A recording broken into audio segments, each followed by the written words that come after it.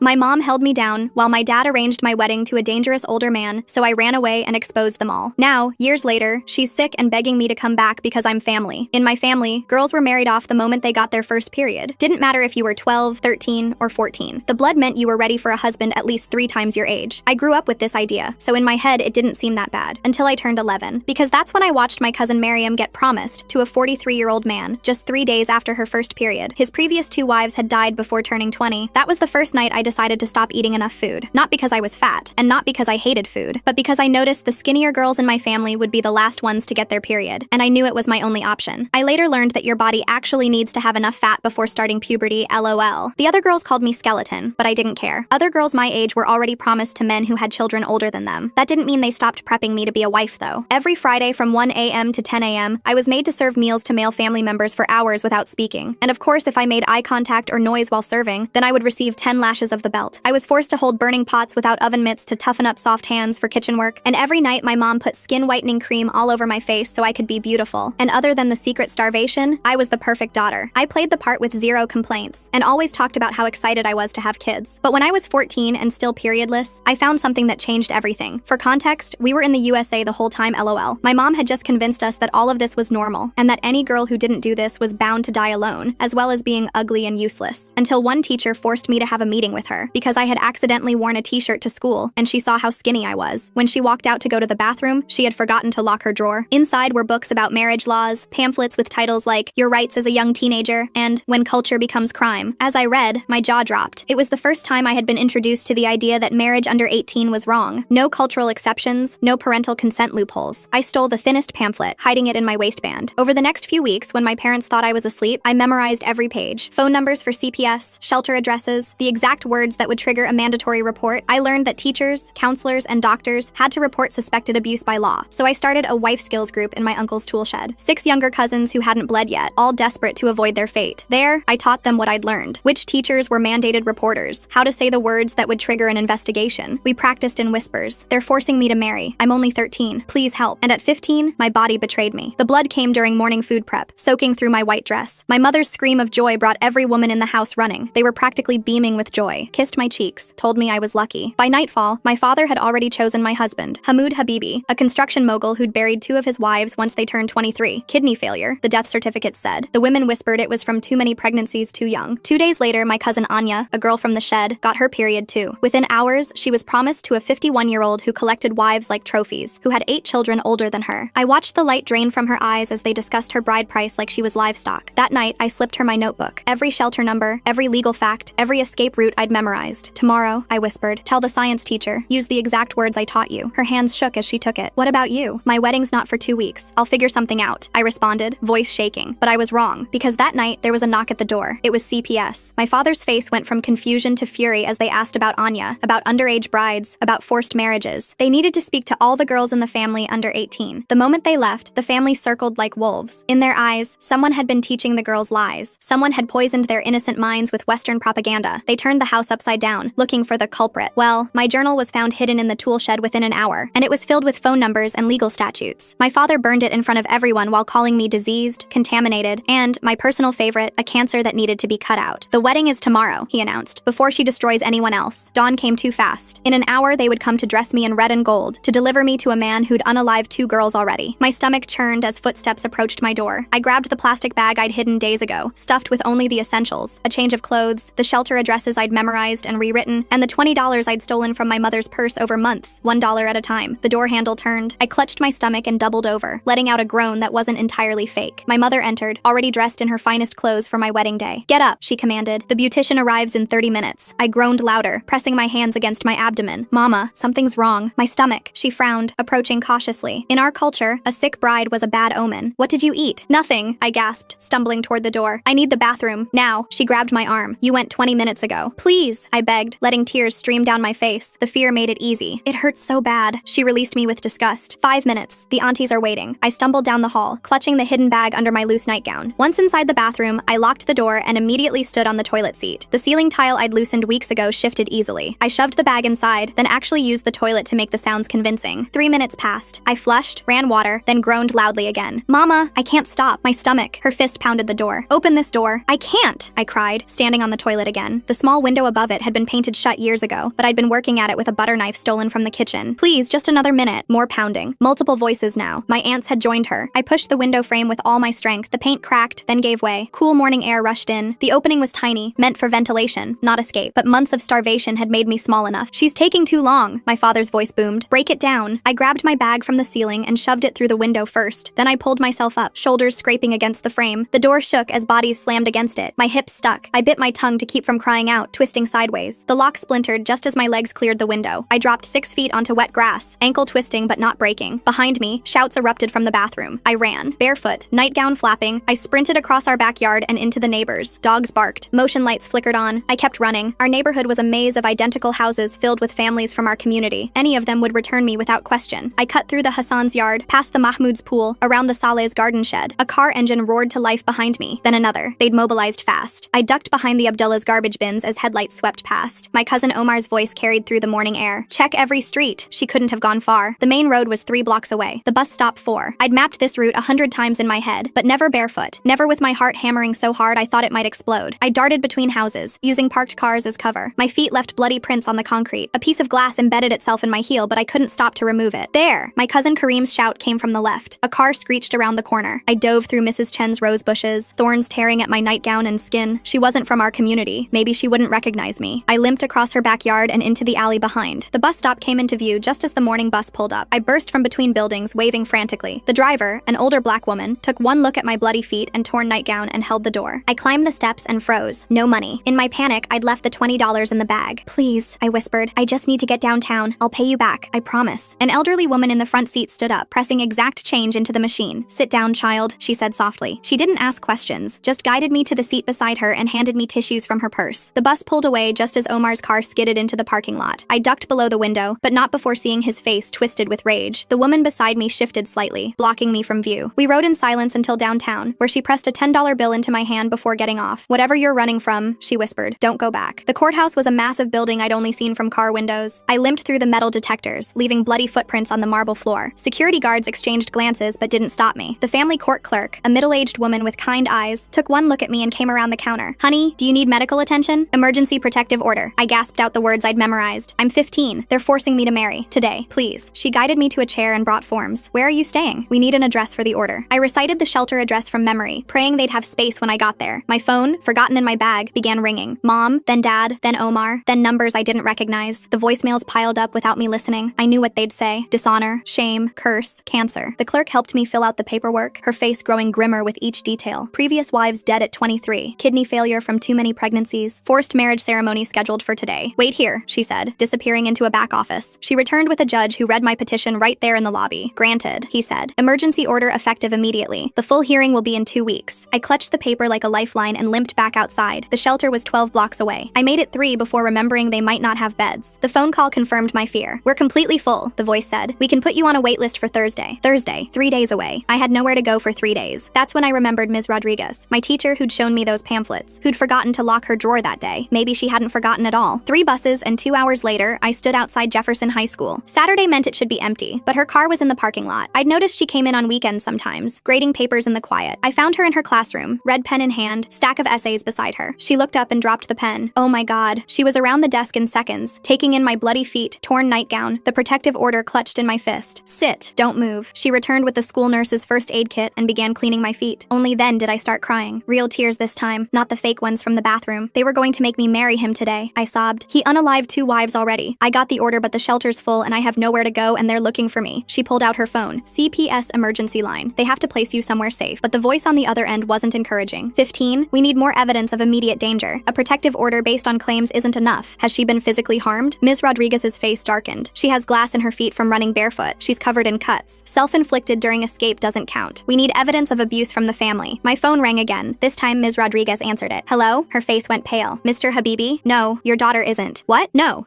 I heard my father's voice through the speaker, calm and reasonable. His business voice. The one he used to convince people he was a respectable man. She's sick, he was saying. Mental problems. She needs her medication. We're very worried. Ms. Rodriguez hung up. How did he know you were here? My phone. Of course. They were tracking my location. Delete everything, she said. Factory reset. Now. As I wiped my phone, she made more calls. CPS supervisors, social workers, legal aid. Each one said the same thing. Without immediate physical danger or better evidence, their hands were tied. That's when we heard car doors slam slamming in the parking lot. Ms. Rodriguez locked the classroom door and pulled the blinds. Stay quiet. Footsteps echoed in the hallway. Multiple sets. Male voices speaking in Arabic, then English. We know she's here, my father called out. Her phone showed this location. She's sick. She needs help. They tried the door handle, knocked politely at first, then harder. I'm calling 911, Ms. Rodriguez whispered, but I grabbed her hand. Wait, let me try something first. I rolled up my sleeves, showing her the circular scars from the pot training, the bruises from this morning's struggle when my mother had tried to force me into the wedding dress. Then I lifted my nightgown just enough to show the belt marks across my back from years of Friday morning service training. Her hands shook as she took photos with her phone. Why didn't you show anyone before? I thought it was normal, I whispered, until I read your pamphlets. She called 911. There are multiple men trying to break into my classroom. I have a student with me who's in danger. Please hurry. The pounding on the door intensified. Then my uncle's voice. We have her medication. She's bipolar, schizophrenic. She makes up stories. Check the parking lot cameras, I told Ms. Rodriguez urgently. I came alone. If they have medication, they brought it with them. She called the school security office, explaining rapidly. The security guard, Mr. Williams, said he was pulling up the footage. Police sirens wailed in the distance. The pounding stopped. Footsteps retreated quickly. By the time officers arrived, my father had transformed. Gone was the angry man beating down doors. In his place stood a concerned parent in an expensive suit, holding prescription bottles with my name on them. Thank God you're here, he told the officers. My daughter is very sick. She has delusions, makes up terrible stories about our family. The officers separated us for questioning. One stayed with me and Ms. Rodriguez, while two others spoke with my father and uncles in the hallway. She's never been on medication, Ms. Rodriguez insisted. I've been her teacher for 2 years. Look at these injuries. The officer looked at my feet, the cuts, the bruises. Could be self-inflicted, he said slowly. If she was having an episode, check when those prescriptions were filled, I said suddenly. If I'm so sick, why am I not in the system? Why no doctor visits? No therapy? Ms. Rodriguez pulled out her laptop. I have essays she wrote, months of them, about family traditions, cultural expectations. They document everything subtly. She'd kept them. Every essay where I'd hidden truths between the lines, writing about traditional cooking lessons when I meant burning my hands, describing preparing for marriage when I meant beatings for making eye contact. The officer read them, frowning deeper with each page. Meanwhile, Mr. Williams arrived with security footage on his phone. It clearly showed my father and uncles arriving with the prescription bottles already in hand. Anya, I said suddenly, call Anya Mansour. She made a report yesterday. She knows everything. But when Ms. Rodriguez searched for Anya's family, she found they'd moved out of state that very morning. No forwarding address. Phone disconnected. My father must have sensed the tide turning because his calm facade cracked. He began speaking rapidly in Arabic to my uncles, gesturing angrily. What's he saying? The officer asked. He's telling them to call the family lawyer, I translated, and saying something about the dowry being non-refundable. That was his mistake. Mentioning the dowry. The officer's expression hardened. Sir, what dowry? My father's face went still. I misspoke. My English. Your English seemed fine 5 minutes ago, the officer noted. The next hour blurred together. More police arrived. A CPS emergency supervisor. Someone from the district attorney's office. My father alternated between threats of lawsuits and pleas about family honor. My uncles invoked religious freedom and parental rights, but the evidence was mounting. The essays, the injuries, the fake prescriptions, the security footage, the emergency protective order I'd filed that morning. She's a minor who's made credible allegations of abuse and forced marriage, the CPS supervisor finally declared. We're placing her in emergency protective custody. My father erupted. He lunged toward me, screaming in Arabic about dishonor and curses. 2 officers restrained him while he spat threats about what happened to girls who betrayed their families. Ms. Rodriguez held my hand as they led him away. The emergency placement coordinator arrived within 20 minutes, a tired-looking woman named Margaret who'd clearly been pulled from her weekend. She took one look at my feet and immediately called for medical transport. We need to get those cuts cleaned properly, she said, helping me into a wheelchair. The glass needs to come out before infection sets in. Ms. Rodriguez squeezed my shoulder. I'll follow you to the hospital. You're not alone. The emergency room was chaos. Saturday afternoon meant sports injuries and accidents filled every bed. A nurse triaged me quickly, noting the glass embedded in my heel and the various cuts that needed attention. As she worked, Margaret made phone calls trying to find placement. Yes, I understand you're full, she said into her phone. This is an emergency removal, cultural marriage situation. No, she can't go to regular foster. Yes, she needs specialized placement. Each call ended the same way. No beds, no space, no availability for high-risk cultural cases. Ms. Rodriguez paced the small curtained area. There has to be somewhere. What about safe houses? Women's shelters? All full, Margaret sighed. Weekend placements are always difficult, and cases like this, she lowered her voice. Families often try to retrieve the girls. We need somewhere secure. The doctor arrived to remove the glass, injecting local anesthetic before beginning the delicate work. I bit my lip, less from pain and more from fear. Every minute without placement was another minute my family had to find me. Wait, Mrs. Rodriguez said suddenly. I know someone, a retired nurse who used to work with the district. She's done emergency placements before. Margaret perked up. Is she certified? Let me call. Ms. Rodriguez stepped outside, returning minutes later with a small smile. Theodora Whitman. She's certified for emergency placement and has experience with cultural transition cases. She can take her tonight. Relief flooded through me as Margaret began the paperwork. The doctor finished bandaging my feet, prescribing antibiotics to prevent infection. As we prepared to leave, my phone buzzed with a text from an unknown number. You have dishonored us all. This is not over. I showed it to Margaret, who documented it immediately. We'll need to change your number, and you'll need to be careful about social media. Any way they might track you. The ride to Theodora's house took 40 minutes, winding through unfamiliar neighborhoods far from my community. Ms. Rodriguez followed in her car, refusing to leave until she knew I was safe. The house was modest but well kept, with security cameras visible at every corner and a tall fence surrounding the property. Theodora met us at the door, a sturdy woman in her 60s with sharp eyes and gentle hands. She took in my bandaged feet and exhausted face with the practiced assessment of a nurse. "Come in, dear. Let's get you settled." The inside was warm and comfortable, nothing like the cold marble and gold fixtures of my family's house. She showed me to a small bedroom with a lock on the inside of the door. "For your peace of mind," she said simply. "The windows have alarms, and I have motion sensors around the property. You're safe here." Margaret finished the paperwork while Ms. Rodriguez helped me unpack my meager belongings. Before leaving, my teacher pressed a card into my hand. "My personal number. Call anytime, day or night." That first night, I barely slept. Every car passing made me tense. Every shadow could be an uncle or cousin coming to drag me back. Theodora found me sitting by the window at 3 a.m. watching the street. "They came for the last girl too," she said quietly, settling into the chair beside me. "3 brothers and a father stood right at that gate, demanding I return their property." She smiled grimly. "The police response time to this address is under 2 minutes. I made sure of that." Sunday passed in a blur of safety planning. Theodora helped me set up a new phone with a number known only to her, Margaret, and Ms. Rodriguez. We went through scenarios: what to do if someone approached me, how to vary my routes, which neighbors could be trusted in an emergency. "Tomorrow we'll need to register you for school in this district," she said. "Under a protective order, you can't return to Jefferson High." The thought of starting over was terrifying, but staying hidden was more important than familiar hallways. Monday morning brought the first test. Theodora's doorbell rang at 6 a.m., the security monitor showing my aunt and 2 female cousins. They carried containers of food and wore concerned expressions. "We know she's here," my aunt called through the intercom. "We just want to talk. Her grandmother is sick with worry." Theodora didn't even respond, just called the police non-emergency line. "Yes, the subjects from the protective order are at my property. Thank you." They left before the patrol car arrived, but not before my cousin held up a sign to the camera. "We love you. Come home." The manipulation had begun. That afternoon, Margaret called with updates. "Your father has hired a lawyer. They're claiming parental alienation and demanding your return." Can they do that? They can try. But with the protective order and CPS involvement, it's unlikely. Still, you need to be prepared for a fight. Tuesday brought flowers. An enormous bouquet appeared on the doorstep with a card. "Our hearts are broken. Please forgive us. Love, Mama." Theodora photographed everything before disposing of them. "Document everything," she reminded me. "Every contact, every attempt." I started at the new school Wednesday, enrolled under special circumstances that kept my records sealed. The counselor, informed of my situation, assigned me a buddy and arranged for me to eat lunch in the library if needed. "We've had similar cases," she assured me. "Your safety is our priority." But safety felt fragile when I saw a familiar car in the parking lot after school. Not my father's. He was too smart for that. But one of my uncle's work trucks, parked where anyone leaving would have to pass. I ducked back inside, calling Theodora from the counselor's office. She arrived within minutes, parking directly in front of the truck and walking me to her car while recording everything on her phone. "Let them know we see them," she said. "Let them know we're not afraid." Thursday's mail brought legal documents. My father was petitioning for my return, claiming I'd been brainwashed by outside influences and was in danger of losing my cultural identity. Margaret connected me with a lawyer from Legal Aid, a fierce woman named Patricia who specialized in these cases. "Standard tactics," Patricia said, reviewing the papers. "They'll claim religious freedom, parental rights, cultural preservation. We'll counter with child welfare, documented abuse, and your own testimony. Will I have to see them in court? Not if I can help it, but you need to be prepared for that possibility." Friday morning, the real escalation began. Theodora woke me early, her face grim. "Check your social media. Don't log in, just look." On a borrowed laptop, she showed me my father's public Facebook post. My photo, alongside a desperate plea, "Please help us find our daughter. She is mentally ill and needs medication. She was taken by people filling her head with lies. We fear for her safety." The comments were already pouring in. Family friends offering prayers, community members sharing the post. Some even offered rewards for information. "This is witness intimidation," Patricia said when we called her. "He's trying to control the narrative. We need to respond carefully." But the damage was spreading. By afternoon, the post had been shared hundreds of times. My photo was circulating in community WhatsApp groups with warnings about the sick girl who needs help. Then came the first real betrayal. One of the girls from my wife's skills group, my younger cousin Margie, who I'd tried to protect, posted a video response. In it, she sat primly beside her mother, reciting clearly rehearsed lines. She told us terrible lies about our family, said our parents wanted to hurt us. She made us scared of our own culture. "Please, if you see her, help bring her home so she can get help." My heart shattered watching her vacant eyes, knowing the pressure she must have faced to record those words. Theodora held me while I cried. "They're using everything you love against you, but that doesn't make what you did wrong." Saturday brought an unexpected visitor. The doorbell camera showed a young woman I didn't recognize, holding an envelope. "I'm from the law office," she called. "I have documents for the minor child." Theodora was suspicious. "Leave them in the mailbox. I'll retrieve them." But as the woman turned to go, I caught her profile and gasped. It was my cousin Sarah, 3 years older than me, wearing a wig and business clothes. "Don't go out there," Theodora warned, but I was already at the window. Sarah looked up, meeting my eyes. For a moment, her mask slipped and I saw tears. Then she composed herself, placed the envelope in the mailbox, and walked away quickly. The envelope contained photos. My grandmother, looking frail. My little sister at her birthday party. My chair conspicuously empty. My mother crying while cooking my favorite dish. Each image carefully chosen to maximize guilt. But the last photo made my blood run cold. It was Anya, back from wherever they'd hidden her. She stood between her parents, wearing an engagement ring, her eyes dead. On the back, someone had written, "She came home. She's happy now. You could be too." They brought her back, I whispered. They're going to make her marry him anyway. Patricia cursed when we called her. This complicates things. If Anya recants her statement, she won't, I said firmly. Look at her eyes. She's terrified. Fear doesn't matter if she won't testify to it. Sunday's attack was more direct. Theodora's neighbor called to report men photographing the house from across the street. By the time police arrived, they were gone. But the message was clear. We know where you are. Maybe we should move you, Margaret suggested during an emergency meeting, but Theodora shook her head. Running tells them they're winning. We stay. We document. We fight. Monday morning brought the court hearing for the permanent protective order. Patricia had prepared me carefully, but nothing could have prepared me for walking into that courtroom. My entire extended family filled one side. Aunts, uncles, cousins, community leaders, all in their finest clothes, all staring at me with mixtures of pity and disgust. My parents sat in the front row, my mother dabbing at her eyes with a handkerchief. I took my seat beside Patricia, trying not to shake. My father's lawyer went first, painting a picture of a loving family torn apart by Western corruption. He presented character witnesses, the imam from our mosque, family friends, even my old pediatrician who testified I'd never shown signs of abuse during checkups. Because I was never allowed to be alone with him, I whispered to Patricia. My mother always answered for me. When our turn came, Patricia presented the evidence methodically. The photos of my injuries, the essays documenting years of preparation for forced marriage, the security footage of my father arriving with fake prescriptions. Then she called Ms. Rodriguez to testify. My teacher took the stand calmly, but I could see her hands shaking slightly. She described finding me reading the pamphlets, my weight loss over the years, the essays that had concerned her. Did you ever report these concerns? My father's lawyer asked on cross-examination. I tried to build trust first. I thought if she felt safe, so you didn't report. You didn't follow mandatory reporting laws. I reported when I had concrete evidence. After allegedly influencing her with anti-cultural propaganda, Patricia objected, but the damage was done. They were painting Ms. Rodriguez as the manipulator, the one who'd planted these ideas. When it was my turn to testify, Patricia had me focus on facts, the burn scars, the beatings, the men my cousins had been promised to, Hamoud Habibi's dead wives. These are serious allegations, the judge said. Do you have proof of these deaths? The death certificates are public record, Patricia responded. Both women died of kidney failure before age 23. Both had multiple pregnancies. My father's lawyer stood. Kidney failure is a medical condition, unless you're alleging my client murdered these women. I'm alleging a pattern, Patricia countered. Young brides, multiple pregnancies, early deaths, and now they want to give him another child to— Objection, my father's lawyer shouted. Counsel is making inflammatory statements without evidence. The judge called for order, but I could see doubt creeping into his expression. Without Anya's testimony, without concrete proof of forced marriage beyond my word. That's when the courtroom doors opened. A woman entered, followed by a CPS worker. She was young, maybe 25, wearing a hijab and walking with a slight limp. Your Honor, the CPS worker said, this witness has information relevant to the case. My father went rigid. My mother gasped. The woman took the stand, stating her name as Fatima Habibi. I was Hamoud Habibi's first wife, she said quietly. I didn't die. The courtroom erupted. My father's lawyer objected frantically while my family whispered furiously among themselves. I was 15 when I married him, Fatima continued once order was restored. By 20, I'd had 4 children and my kidneys were failing. My family told everyone I died, but a nurse at the hospital helped me escape. I've been in hiding for 5 years. She looked directly at me. When I saw the Facebook posts about you, I knew I had to come forward. I couldn't let him do to another girl what he did to me. Her testimony was devastating. The pregnancies forced too close together. The beatings when she couldn't conceive fast enough. The way her family had known but prioritized reputation over her life. They would rather tell people I died than admit their daughter left her husband, she said. That's what awaits girls who try to escape, death or erasure. My father's lawyer tried to discredit her, but she'd brought medical records, proof of her injuries, documentation of her kidney damage from multiple pregnancies, even photos of the fake grave her family had created. When the judge finally ruled, his decision was clear. The protective order would be permanent. My parents would have no contact. Any violation would result in criminal charges. My father stood as we prepared to leave. You are no daughter of mine, he said in Arabic. You are dead to us. Sit down, sir, the judge warned. But my mother was standing too, removing her hijab in a gesture of ultimate rejection. We have no daughter, she announced. She died today. The walk out of that courtroom felt like walking through fire. Family members turned their backs as I passed. Some spat at the ground. Others muttered curses. But Fatima caught my arm gently. You're not alone, she whispered. There are more of us than they want to admit. Outside, Theodora waited with the car running. As we drove away, I saw my family gathering on the courthouse steps, my father gesturing angrily while on his phone. It's not over, Patricia warned. They'll try other tactics. Stay vigilant. She was right. Within days, the harassment evolved. Since they couldn't contact me directly, they found other ways. My old social media accounts, which I'd deactivated, were hacked and reactivated with posts about mental illness and cries for help. Photos of me were edited to look unstable and shared widely. Community businesses where Theodora shopped began refusing her service. We don't want trouble, one shop owner told her apologetically. Your foster girl. Her family is powerful. Then came the lawyers. Not criminal this time. Civil. Lawsuits for defamation, for emotional distress, for alienation of affection. Each one baseless but expensive to fight. They're trying to bankrupt us into submission, Patricia explained. It's a common tactic. But the worst came through other girls. Videos began appearing online. Cousins and family friends describing how I'd corrupted them with dangerous ideas. Each testimony carefully crafted to paint me as a predator who targeted young girls. She told us our parents wanted to sell us, one cousin said to the camera, made us afraid of our own families. I recognized the coaching in their stilted words, the fear behind their eyes. These were girls I'd tried to save, now being used as weapons against me. Theodora increased security after we found footprints in the garden one morning. The police couldn't prove anything, but we knew someone had been watching the house. Maybe you should consider the witness protection program, Margaret suggested during a particularly bad week. But I thought of Fatima, hiding for 5 years. Of all the other girls still trapped, running meant abandoning them. No, I decided. I stay. I fight. I show them it's possible. The next challenge came from an unexpected source. A woman appeared at Theodora's door claiming to be from a cultural mediation service. We specialize in family reconciliation, she said smoothly. Perhaps we could arrange a supervised meeting. Theodora shut the door in her face, but the woman left pamphlets about the tragedy of cultural disconnection and the importance of family unity. Similar approaches followed. A therapist who specialized in cultural reintegration, a religious leader offering to mediate, even a distant relative I barely knew, claiming my grandmother was dying and begging for one last visit. Each attempt was documented, reported, and rejected, but they were wearing us down. Then Patricia called with unexpected news. Anya wants to meet with you. My heart leaped, then sank. Is it a trap? I don't know. She contacted me through her own lawyer, says she has information you need to hear. The meeting was arranged at Patricia's office with security present. When Anya walked in, I barely recognized her. She'd lost weight, her eyes were dull, and she moved like something was broken inside her. They made me come back, she whispered once we were alone. Said they'd hurt my little sister if I didn't. Anya, I'm so sorry. Listen, she interrupted urgently. There's something you need to know. They're planning something. I heard my father talking. They've given up on getting you back. That's good. No, her eyes filled with tears. Now they want to make an example of you, to show other girls what happens when you betray the family. What do you mean? I don't know exactly, but I heard them mention your new school, and something about sending a message that everyone will understand. My blood went cold. When? Soon. Maybe this week. I'm sorry. I don't know more. They don't trust me now. She gripped my hands. Be careful. Change everything. Don't follow patterns. They've been watching, learning your routines. Security escorted her out quickly, but not before she pressed a small piece of paper into my palm, an address. Other girls, she mouthed silently, help them. That night, Theodora and I made plans. I would take a few days off school, vary my schedule, never be alone. But we underestimated their determination. Wednesday morning, I was in the kitchen when Theodora's security alarm triggered. Not the perimeter alarm, the window sensor in my bedroom. Lock yourself in the bathroom, Theodora commanded, already on the phone with 911. I ran, hearing glass breaking behind me, male voices shouting in Arabic. Not my father or uncles. They were too smart to come themselves. These were hired men, distant relatives or community members willing to do the dirty work. The bathroom door was solid wood with a good lock, but it wouldn't hold forever. I could hear them searching, calling my name, promising they just wanted to talk. Police are 3 minutes out, Theodora called through the door. Hold on! The doorknob rattled, then harder pounding. They'd found me. Come out, girl. Don't make this harder. Your family misses you. I pressed myself against the far wall, looking for anything to defend myself with. A can of hairspray, scissors in the drawer, not much against grown men. The door frame began to splinter. One more hit and they'd be through. Then sirens. Beautiful, blessed sirens screaming down our street. The pounding stopped. Footsteps running, doors slamming. By the time police entered, the men were gone, leaving only broken glass and muddy footprints. We need to move you tonight, Margaret said, arriving within the hour. This placement is compromised. As I packed my few belongings, I thought about Anya's warning, about the address she'd given me, about all the girls still trapped, still believing they had no choice. I want to do something first, I told Theodora. Before we go, I need to make a call. I dialed Ms. Rodriguez's number. Remember those pamphlets? I think it's time we made more. A lot more. Because they could move me, threaten me, hunt me, but they couldn't silence the knowledge I'd spread. Every girl who learned her rights was a victory they couldn't undo. The war for my freedom wasn't over, but as we drove away from Theodora's compromised safe house toward another placement, I carried with me something more powerful than fear. The certainty that I'd already won the battle that mattered most. I'd proven it was possible to say no, to choose differently, to survive their rejection and build a new life. And that message, that hope, would spread to other girls whether my family wanted it to or not. The new safe house was 40 miles away, a small apartment above a retired police officer's garage. Margaret explained he'd done this before, housing girls whose families wouldn't stop hunting them. The security was even tighter than Theodora's. Motion sensors, cameras, panic buttons in every room. I spent the first night staring at the address Anya had given me, a house number in a neighborhood I recognized, where another cluster of our community lived. More girls who needed to know their options. Ms. Rodriguez visited the next morning with boxes of supplies. We'd decided to create information packets, not just pamphlets, but detailed guides hidden inside school notebooks, phone numbers written as math problems, legal information disguised as history homework. We'll distribute them through the school nurses, she explained. They're mandatory reporters and can identify at-risk students. While we worked, Patricia called with updates. The men who'd broken into Theodora's house had been identified through fingerprints, distant cousins from my father's side. Warrants were issued, but they'd already fled the state. Your family's also filed an appeal on the protective order, she added. They're claiming religious discrimination. The packets took 3 days to prepare. Each one contained a hidden pocket with emergency numbers, legal rights information, and step-by-step escape plans. We made 50, knowing most would be thrown away by suspicious parents. But if even one reached a girl who needed it. Thursday brought a new development. A social worker arrived with a teenage girl, her eyes wide with fear. She was from a different family in our community, but her story was familiar. Promised to a 47-year-old man. Her period had come last week. I found your notebook, she whispered to me, hidden in my cousin's room. The one with the math problems that were really phone numbers. My heart soared. The information was already spreading beyond my reach. Margaret arranged for her emergency placement while I sat with her, explaining what would happen next. The fear in her eyes slowly shifted to determination as she realized she had options. That night, my new phone rang with an unknown number. I almost didn't answer, but something made me pick up. Don't hang up, a young voice said quickly. I'm calling from a friend's phone. We're 6 girls. We found your information. We need help. I grabbed a pen, writing down everything as she spoke in rushed whispers. 6 girls, ages 12 to 16. 3 already promised to older men. They met in secret, sharing the notebook pages they'd found. Can you get to teachers? Counselors? I asked. We're trying, but our parents watch us constantly now. After what you did, they're all scared. I gave her specific phrases to use, teachers' names at different schools who would respond, made her repeat the emergency numbers back to me, told her about the security cameras at the courthouse, how to file emergency orders. What if they catch us? She asked, voice trembling. Then you try again, I said firmly, and again, until you're free. Friday morning, Patricia called with urgent news. Your father's lawyer filed an emergency motion. They're claiming you're recruiting minors into dangerous situations. They want criminal charges filed. For teaching girls their legal rights? They're calling it corruption of minors, interference with parental rights. It won't stick, but it's meant to scare you into silence. But I was done being scared into silence. That afternoon, I met with a journalist Ms. Rodriguez knew, someone who specialized in human rights stories. She'd agreed to write about the underground network of girls sharing information, protecting their identities while exposing the practice. No photos, no real names, she promised, but people need to know this is happening here, in America. The article wouldn't run for weeks, but just knowing it would exist felt like victory. Saturday's mail brought a surprise. A package with no return address, postmarked from another state. Inside were photos and a letter in shaky handwriting. The photos showed a young woman in nursing scrubs, smiling at a graduation ceremony. The letter was from Fatima. I wanted you to see what's possible, she wrote. 5 years of hiding, but I built a life, became a nurse, found love with someone who sees my worth beyond being someone's property. Stay strong. I cried holding those photos, seeing proof that survival could lead to more than just survival. Sunday was quiet until evening, when Margaret called. 3 more girls came forward today, different families all citing the information packets. CPS is opening investigations. The backlash was swift. Monday morning, my father's lawyer held a press conference on the courthouse steps. He painted me as a troubled teen destroying families, corrupting innocent children with Western ideology. Several community leaders stood behind him, nodding gravely. She targets vulnerable young girls, he said to the cameras, fills their heads with lies about loving families who only want to preserve their culture. Patricia was ready with our own response. She'd gathered statements from teachers, social workers, and counselors who'd seen the pattern for years but hadn't known how to help. The retired officer I was staying with even agreed to speak, describing the lengths families went to retrieve girls. But the real blow came Tuesday. A video surfaced online, Margie again, but this time she wasn't alone. 4 other girls from my wife's skills group sat with her, all reciting how I'd tried to turn them against their families. She said our parents were evil, one girl stated flatly, said our culture was wrong, made us hate who we are. I recognized the coaching, the careful word choices, but to outsiders, it looked damning. Don't watch anymore, the retired officer advised, closing the laptop. They're trying to break you. Wednesday, everything accelerated. Patricia called early. The journalist's editor had received legal threats about the article. My father's lawyer was claiming defamation, threatening massive lawsuits. Then Margaret arrived with news that made my blood run cold. One of the girls who called you last week. Her family found out. They're moving her out of state tomorrow. Which one? I asked, though I already knew. It would be the oldest, the bravest, the one most likely to run. Samira, 16. She was supposed to meet with a counselor today. I thought fast. The courthouse. If she can get there before they leave. Margaret was already calling, alerting authorities. But we all knew the statistics. Once girls were moved across state lines, they rarely resurfaced. That afternoon, I made a decision. Despite everyone's protests, I insisted on going to the courthouse. Not inside, that was too dangerous, but nearby, where Samira might see me if she managed to escape. The retired officer drove, parking where we could watch the building. For 2 hours, nothing. Then a van pulled up, and I saw her. Samira, pressed between 2 ants, being walked toward the entrance. Not for protection, for passport documentation. They were taking her out of the country. She saw me through the car window. Our eyes met for just a moment. I pressed my hand against the glass, mouthing one word, run. She didn't run, couldn't, with her ants gripping her arms, but as they passed the security checkpoint, she did something else. Dropped to the ground, screaming about stomach pain. Classic move from my playbook. Security responded, calling for medical help. In the chaos, Samira managed to grab an officer's arm. I couldn't hear what she said, but I saw his expression change. He spoke into his radio, and suddenly more officers appeared. Her aunts tried to pull her up, insisting she was fine, but Samira kept screaming, kept holding the officer's arm. Within minutes, CPS workers arrived. We need to go, the officer said, starting the engine. Now. As we drove away, I saw my uncle emerging from the van, phone pressed to his ear, gesturing furiously. They'd lost another one. Thursday was a blur of legal meetings. Patricia was building a case against the intimidation tactics, documenting every threat, every harassment attempt. The journalist had found a publisher willing to risk the lawsuits, and more girls were coming forward, not just from my community, but from others who'd heard whispers of the network. You started something, Patricia said, something they can't stop. Friday morning, I woke to sirens. Not unusual in this neighborhood, but these stopped close. Too close. The retired officer was already up checking cameras. Stay back, he ordered, hand on his service weapon. Through the window, I saw flares flames. A car in the parking lot was burning. Not his car, one that hadn't been there last night. As firefighters worked, police found something in the trunk. Dolls dressed in white wedding dresses, burned beyond recognition. The message was clear. "We're moving you again," Margaret said when she arrived. "Today." But I was tired of running. "No, they want me scared, hidden. I'm done giving them what they want." The argument lasted hours. Finally, we compromised. I'd stay, but with increased security. Off-duty officers would rotate shifts. Panic buttons linked directly to 911, and I'd vary my location, never sleeping in the same place twice. Saturday's news brought unexpected hope. The article had been published online early, going viral within hours. Comments poured in from women who'd escaped similar situations, offering support and resources. Organizations I'd never heard of reached out, wanting to help expand the information network. But the best message came from Anya, a single text from an unknown number. 12 girls in 3 states now have the notebooks. They're making copies. You did it. Sunday was quiet, but I knew it was the calm before something. My family wouldn't accept this level of defiance without a final move. It came Monday morning. Not violence this time, but something worse in their eyes. A formal announcement in the community newsletter. I had been officially disowned, not just by my parents, but by the entire extended family. My name was to be erased from family trees, my photos removed from homes. Anyone who spoke to me would face the same fate. In their world, it was worse than death. It was complete erasure. But as I read the announcement, I felt something unexpected. Relief. They'd played their final card, and I was still standing. Tuesday brought a flood of responses. Girls who'd been watching, waiting, saw that the worst punishment hadn't destroyed me. 3 more emergency orders were filed that day. 2 girls made it to shelters. One was caught but managed to tell teachers before her family could move her. Wednesday, I met with the organization leaders who'd reached out. They wanted to formalize the network, create a proper support system with legal backing and safe houses specifically for these situations. "We'll call it the Freedom Network," one woman said, "hidden in plain sight like your notebooks." Thursday was my court date for the permanent protective order renewal. I walked in to find the courtroom packed. Not with my family this time, they'd given up that fight, but with girls and women who'd escaped, social workers who'd helped them, teachers who'd noticed the signs. My father's lawyer made one last attempt, arguing that the disownment proved the family wanted no contact. The judge shut him down quickly. "Disownment doesn't erase threats made or crimes committed," she stated firmly. "The order stands." As we left court, Fatima was waiting outside. She'd driven 3 hours to be there, to show me I wasn't alone. We didn't need words, just hugged while photographers captured the moment. 2 girls who'd refused to disappear. Friday, the Freedom Network held its first official meeting. 15 volunteers, including Ms. Rodriguez and Theodora. We planned distribution routes for information packets, safe house locations, emergency response protocols. What had started with stolen pamphlets was becoming something real. That night, my phone rang. Another unknown number. Another girl, voice shaking with fear and hope. "I found your notebook," she whispered. "Can you help me?" "Yes," I said, grabbing my pen. "Tell me everything." As she spoke, I thought about all the girls still trapped, still believing they had no choice. The network would grow, the information would spread. Some would escape, others wouldn't. But every girl who learned her rights was a victory. My family had erased me, but I'd become something they couldn't erase. Proof that their daughters could choose differently. That knowledge would spread through whispered conversations and hidden notebooks, through brave girls who risked everything for freedom. The war wasn't over. It might never be truly over. But as I gave another terrified girl the words that could save her life, I knew we'd already won the battle that mattered most. We'd proven it was possible to say no.